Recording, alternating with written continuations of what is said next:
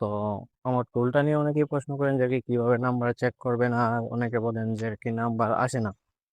তো এই সমস্যাটি আর কি কিসের জন্য হয় আর কিভাবে সবকিছু করবেন বিস্তারিত এই ভিডিওর মধ্যে আর কি দেখতে পারবেন। তো চলে যাচ্ছে আমার নির্দিষ্ট সাইটের মধ্যে। তো এই যে এটা হচ্ছে আমার ওয়েবসাইট। তো এখানে লেখাই আছে বেস নাম্বার এটা। তো শুরু নাম্বার, শেষ 8 ডিজিট। এখানে আপনি যে নাম্বারটা দিবেন সেই নাম্বারটা এই যে এখানে লাস্টে 0 আছে। তো পরের নাম্বারটা চেক করবে হচ্ছে 0 জায়গায় 1 দিয়ে। এইভাবে পর্যায়ক্রমে বাড়তে থাকবে আর নাম্বারগুলো চেক করতে থাকবে। আর ম্যাক্সিমাম নাম্বার মানে এখানে আপনি যত দিবেন, ধরেন আমি এখানে 100 দিলাম, তো 100 দেওয়ার পর এখানে 61 নাম্বার আর কি চেক করবে, সর্বোচ্চ 100 নাম্বার চেক করবে। তো এখানে একটি চেক শুরু করুন ক্লিক করলে দেখতে পাচ্ছেন যে কি প্রতি সেকেন্ডে কত টিপের নাম্বার চেক করা হইতেছে, আর এখানে চেক শুরু হয়েছে আর কত পার্সেন্ট হয়েছে আর কতগুলো চেক করা হয়েছে সবকিছু এই বিস্তারিত এখানে দেখতে পারবেন।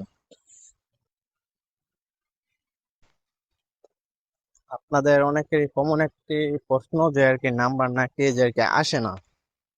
তো নাম্বার যদি ওয়েবসাইটে যদি খালি না থাকে তাহলে তো কোনো সময়ই নাম্বারটা আসবে না।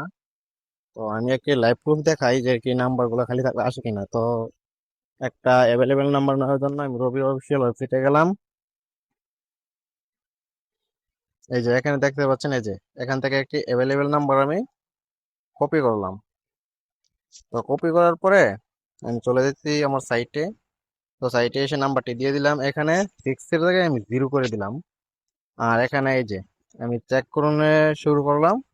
এই যে দেখেন এখানে এই যে 6 লাস্টে একদম নিচে নাম্বারটি কিন্তু রবির ওয়েবসাইটে খালি পেয়েছি, সেই নাম্বারটা কিন্তু এখানে আসছে। তো এখন আশা করছি সবাই বুঝতে পারছেন যে কি নাম্বার যদি খালি থাকে তাহলে অবশ্যই অবশ্যই আপনার নাম্বারগুলো এখানে আসবে। আর যদি নাম্বার যদি খালি না থাকে তাহলে তো আসার কোনো প্রশ্নই আসে না।